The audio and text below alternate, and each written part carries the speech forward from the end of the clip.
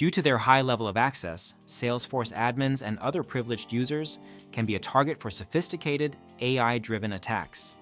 Beginning in June, Salesforce will begin enforcing stricter phishing-resistant MFA for all privileged users logging into Salesforce cloud orgs such as Sales and Service Cloud. This mandate applies to any user logging into production or sandbox. These are users with the standard system administrator profile or anyone holding the view all data, modify all data, customize application, or author Apex system permissions. Find your existing privileged users by running an audit. You can use a free App Exchange tool such as the User Access and Permissions Assistant, or another method such as a SOC-WOL query. Once you've identified your privileged users, apply the principle of least privilege.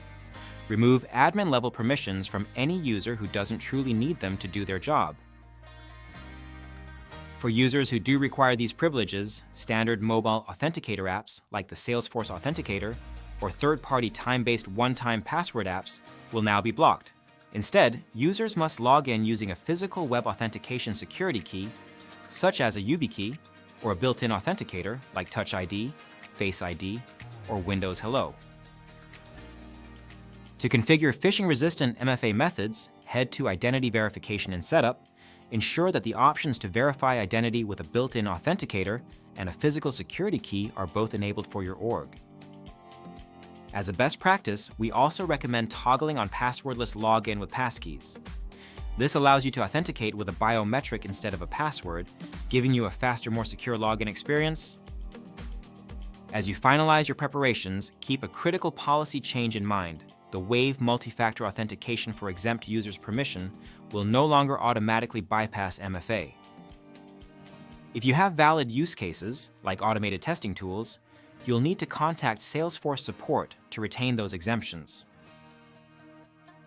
If you use single sign-on, your identity provider must pass specific industry standard AMR or ACR signals that confirm a phishing-resistant method was used.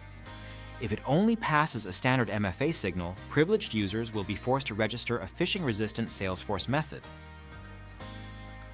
Upon enforcement, unregistered privileged users will be completely blocked from logging in until they register a compliant method. Encourage your users to pre-register today. To prevent lockouts, we highly recommend registering multiple secure methods. To secure your admin access, check out the Prepare for Phishing-Resistant MFA Enforcement for Privileged Users, including Admin's Guide, linked below for step-by-step instructions.